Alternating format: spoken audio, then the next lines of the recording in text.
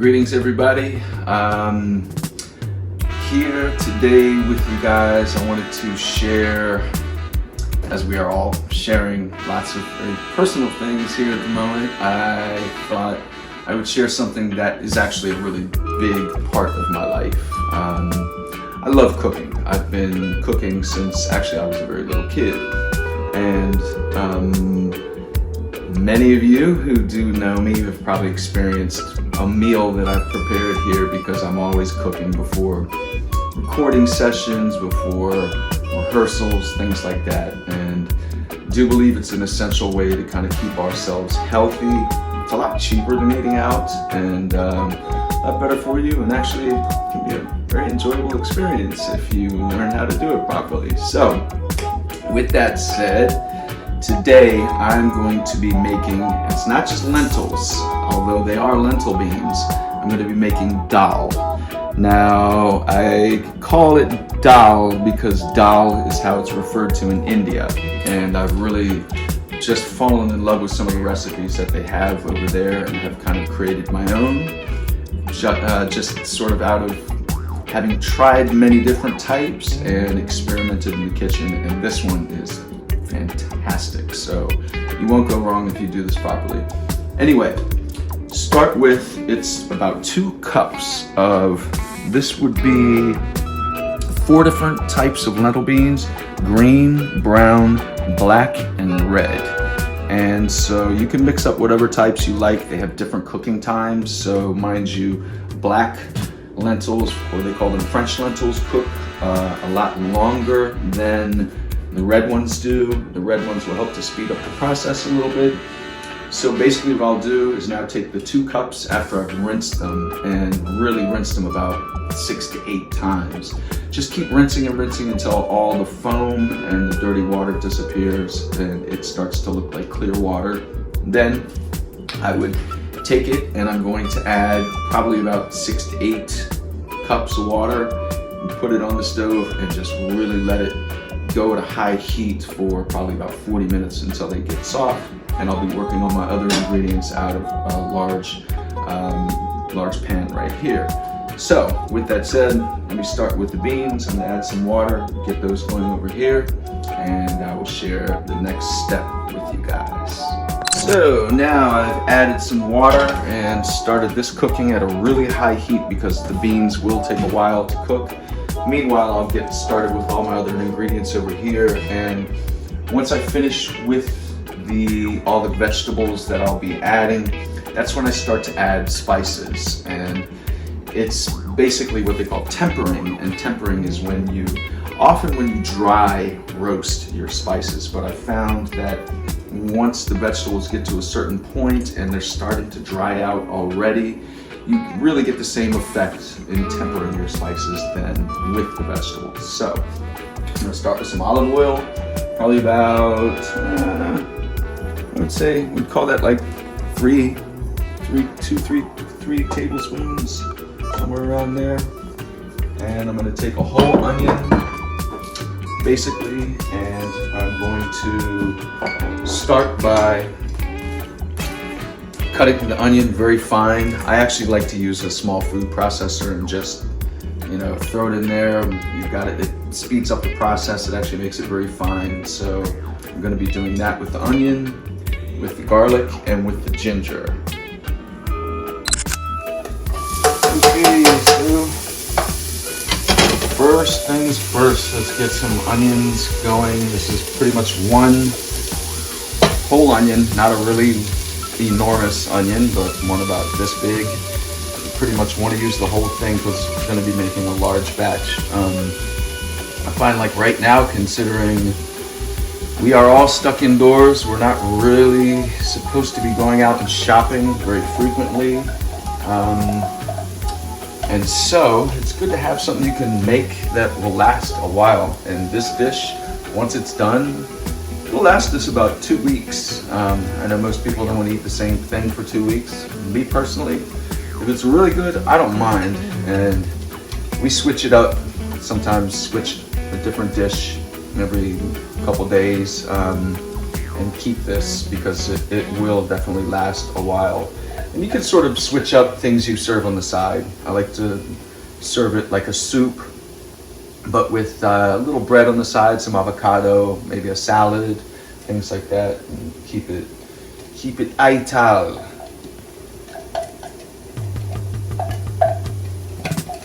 Right, so we got our onions going, and now I'm going to get this all set up and ready to roll, and we'll be adding the garlic and the ginger. I like to cut it into semi-small pieces so it doesn't really, it tends to make everything a little more evenly when you're using something like this, as opposed to finding like large pieces.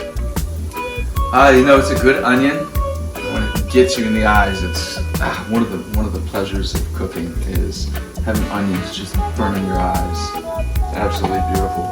And this, I have to say, this to me smells like heaven. Garlic and ginger minced and ready to roll. If the shops were open, we would probably be using fresh turmeric as well, because it's really, really nice to use fresh ingredients when possible. However, today we'll be using dried turmeric instead. So I've got the onions going. Now we're going to add the ginger and the garlic, and I have to say it's quite a bit. And I guess you can add that according to your own taste and preference, but I find garlic and ginger are both really good for the flavor, but they're also really healthy ingredients that you can add that's good for your immune system. Stuff we're all thinking about a little more these days. So now that we've got garlic and ginger going with the onions, I'm going to do the same with my celery. Not only celery stalks, but I'm going to be also using a piece of celery root, which is really actually a very nice addition. And often I will mix something like this with burdock roots as well, but we don't have any burdock now, and staying away from the stores. So next I'll be adding those. I'm going to do the same thing with our little food processor here. First, however, you want to rinse and clean them up.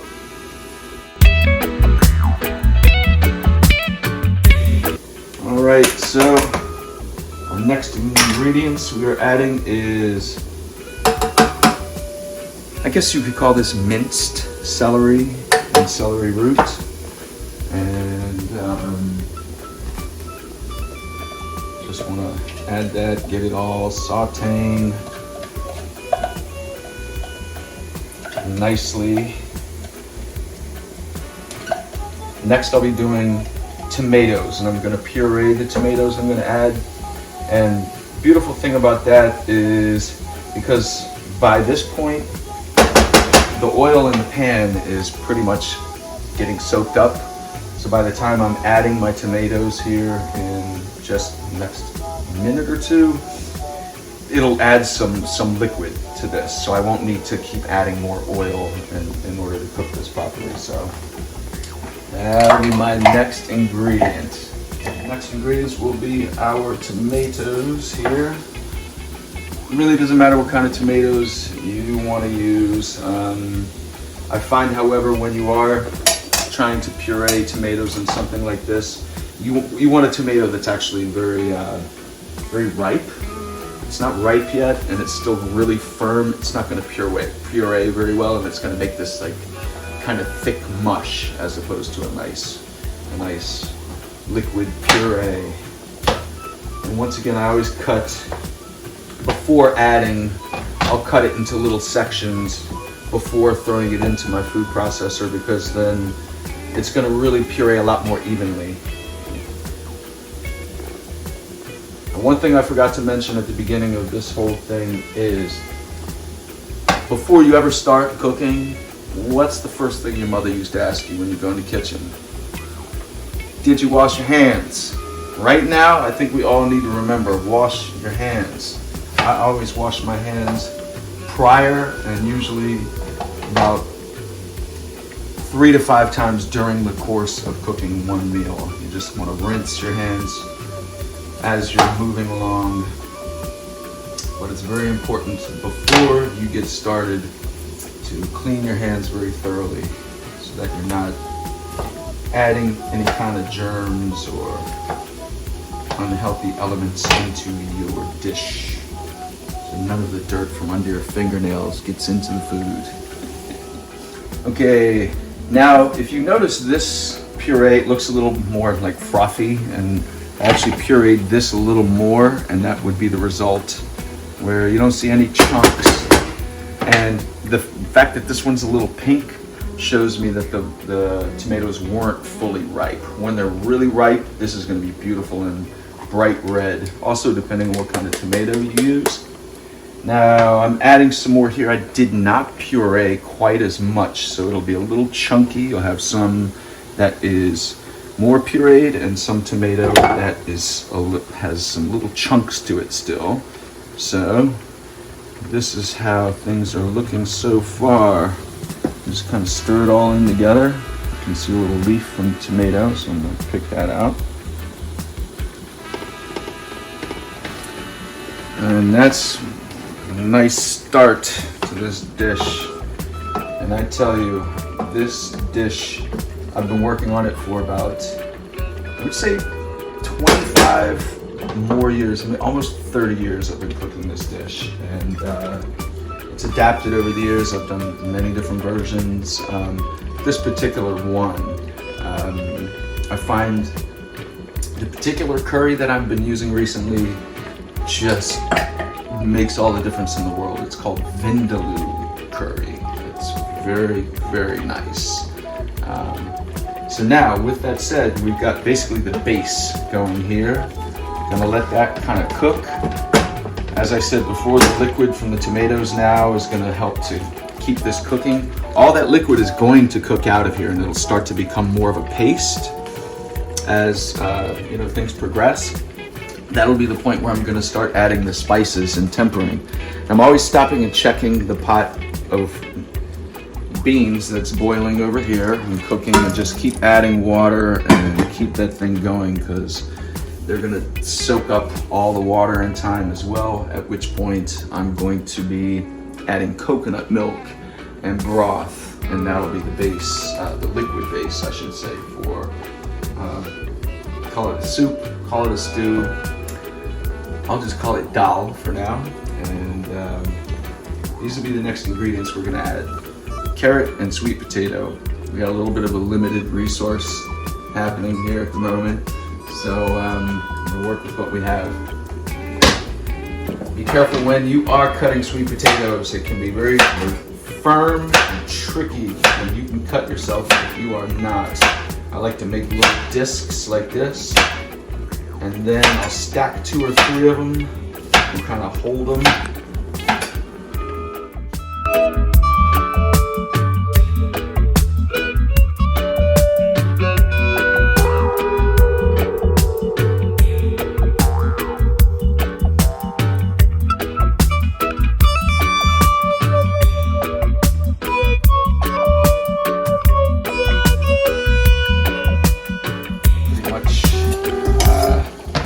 Into very small cubes, about this big to about this big, depending on your preference, of course. Find the smaller that I cut things, the more ingredients you can add, and I like to really take this dish and just stuff it with vegetables, so it's probably about as much vegetable content in the dish as there is beans, but it really just makes for a nice flavor, everything. I think at this point too, I'm not ready to add my spices. However, we've got all this going. Something like bay leaf I'll add now, so it kind of has a little bit longer to cook into the dish. So I'm going to throw three large leaves and 1 small one. And I'm also going to add some curry leaves, courtesy of Goa, India. Thank you guys. Picked this up the last time we were there. It's a little old, a little dry, but it still works. It's gonna disappear into the dish, so you gotta just kind of keep keep yourself open. If you don't want to eat it, then you just search through and pick them out as you're eating. But it's going to add a nice flavor as well. So I'm going to add some of these curry leaves along with the bay leaf. Just kind of get that going with everything here. All right.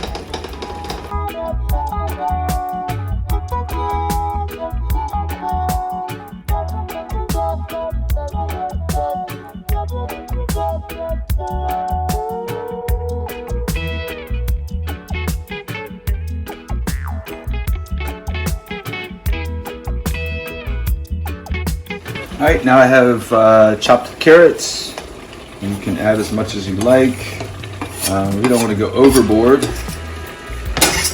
However, I think we've got a good amount going. I kind of like to see how the colors are blending. You'll definitely get an idea of what the balance is going to be in the dish by how your colors are looking. And, you know, if this starts to look like a big pot of sweet potatoes and carrots, then I've added too much. But I think this will be just about the right amount.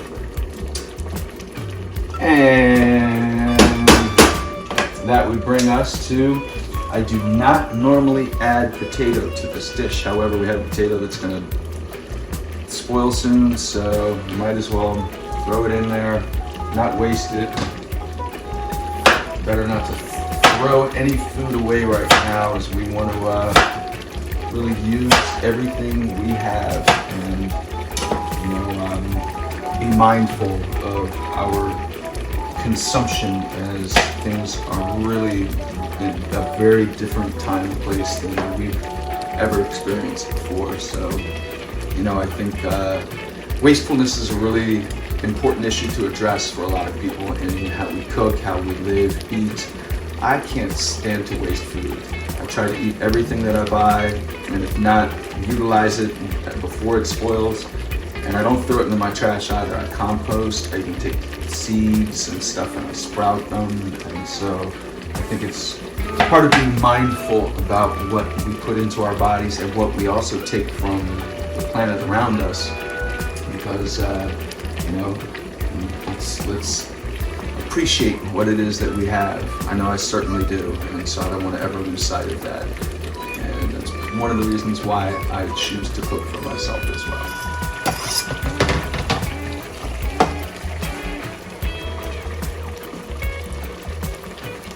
All right, sweet potato and potato.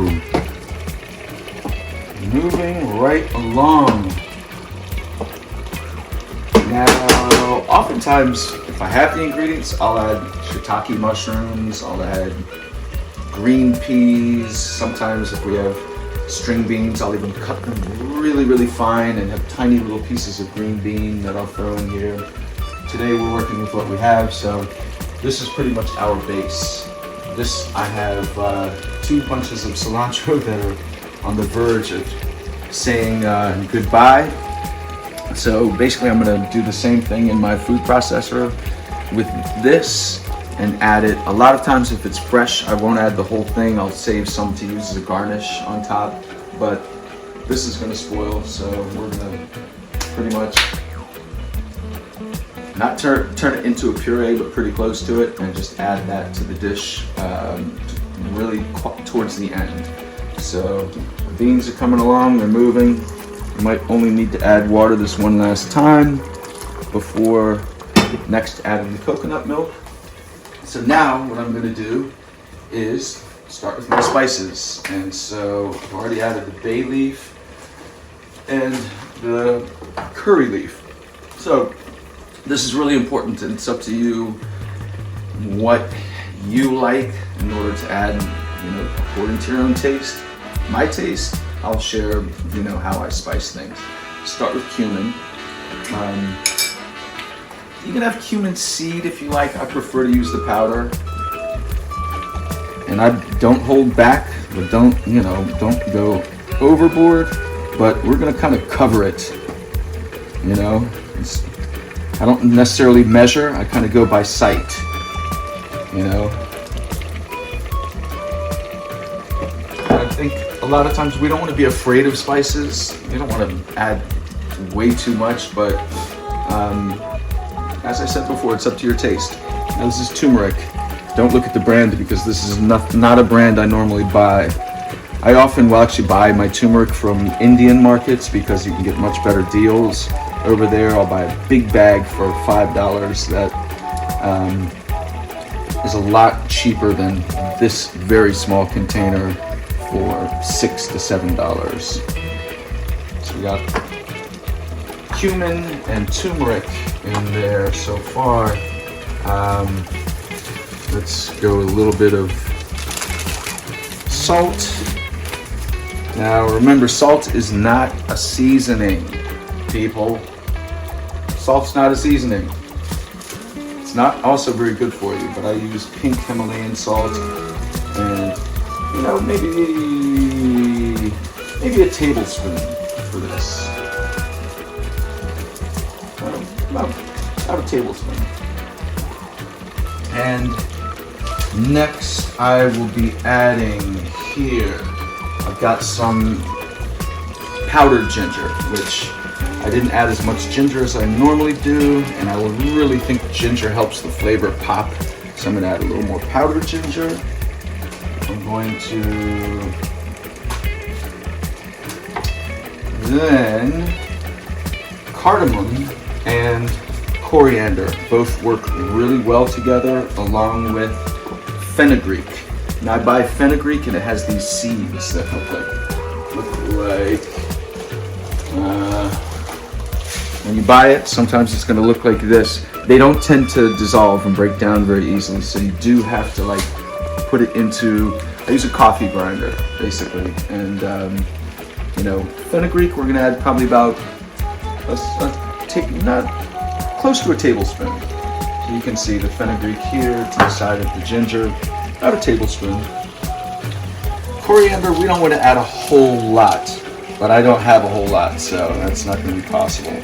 So I'm going to add pretty much all the coriander I have here, which is a little less than normal, but we'll have to deal with that. Coriander, or cardamom I should say.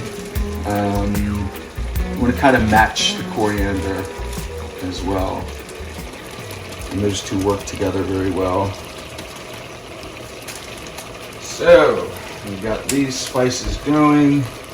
Now I want to add in one of my key ingredients here, which is, as I mentioned it before, Vindaloo Curry. You can add whatever type of curry you like, but this stuff is really, it's just fantastic. It's got some elements of almost like clove or something very unusual to this particular curry, and that's what has drawn me to it, and it really just tastes like heaven.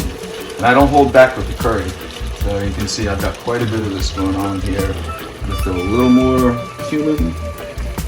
So you can see this is a lot of seasoning, you know, it is, and things are drying up, so it's going to start kind of making a little bit of a paste with everything in here. And a good way to judge how much spice you've used is how it matches up with everything in the pan. So is there an excess and you're seeing a lot of excessive spice going on, or is it like just kind of, you know, coating all of the ingredients that you have in the pan? And looks like I've done pretty well. Now, depending on your own taste and preference, of course, you can add different things. I do like to have a little bit of more of a tomato flavor to it. Sometimes it sort of, the acidity of the tomato tends to bring alive more the spices a little more. So I'm going to add a little bit of tomato paste with this as well. Tomato paste. Don't need too much, just a little bit. It'll kind of help to bring out the flavors a little more. As I said, a little bit of acidity really kind of makes some of the other flavors pop a bit. So this is pretty much our base. And what I'm going to do is I'm going to cook this. As you can see, the water is almost done here. I'll test the beans here to see if they are ready, and almost, very, very close. So at this point, once the water is pretty much starting to evaporate from here completely, I'll open my can of coconut milk. I'll add that. If you really want to get decadent, you can also add a small can of coconut cream, which makes it thick and creamy, and it's really very, very nice. So we're going to just pretty much take these ingredients, let them cook here for a few minutes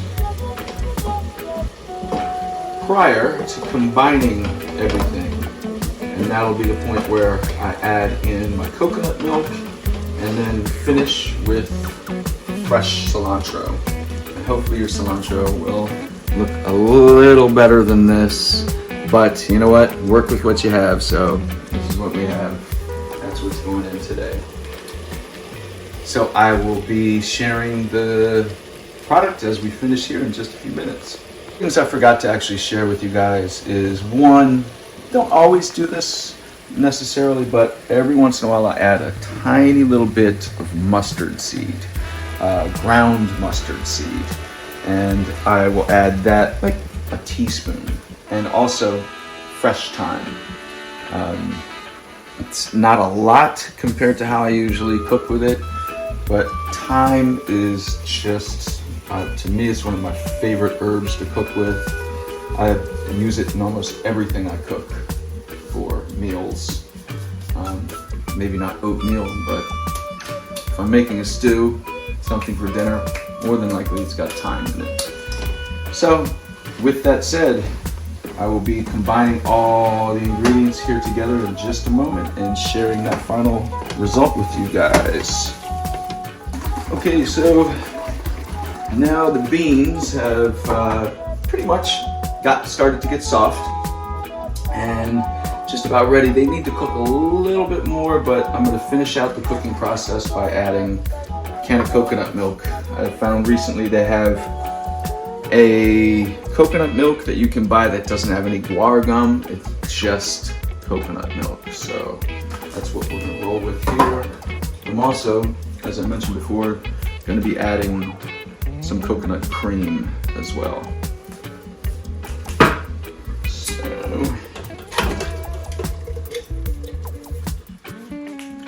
I always shake the can because it tends to coagulate a lot of times, but I noticed that the stuff that doesn't have guar gum in it, it just pours right out.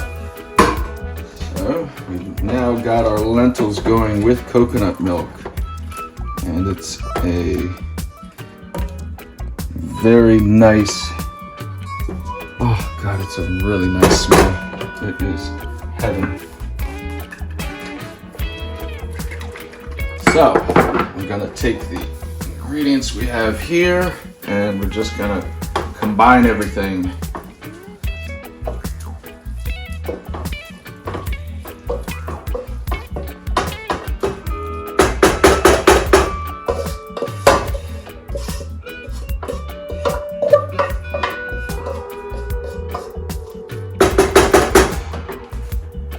As I said before, I do not like to waste even tiny little amounts, so I always use one of these spatulas to sort of get the last of the ingredients out of the pan.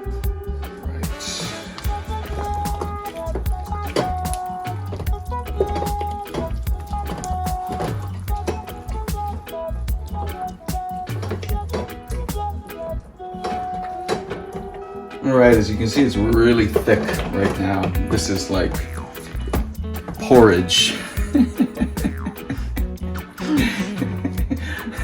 Lentil porridge. No, this is basically very, very thick. Like, it's on its way to being a lentil loaf here in a moment. Which, I don't know, many of you have tried lentil loaf, but it's fantastic. You can actually take this and make a lentil loaf.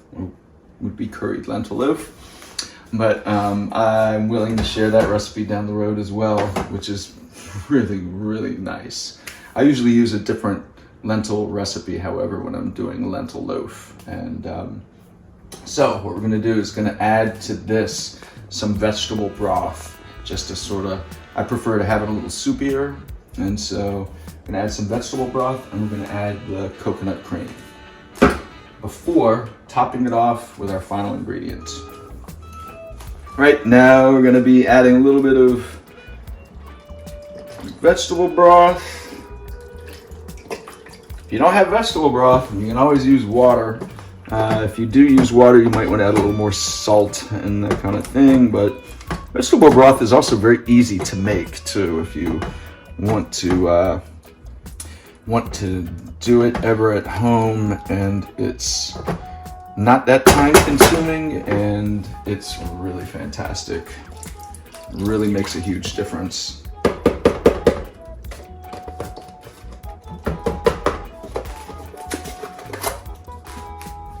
Beautiful.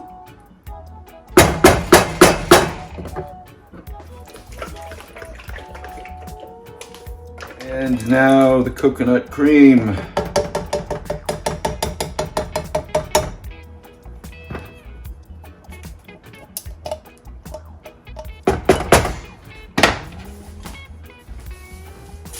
Okay, now I've added the coconut cream, and here will be the final ingredient.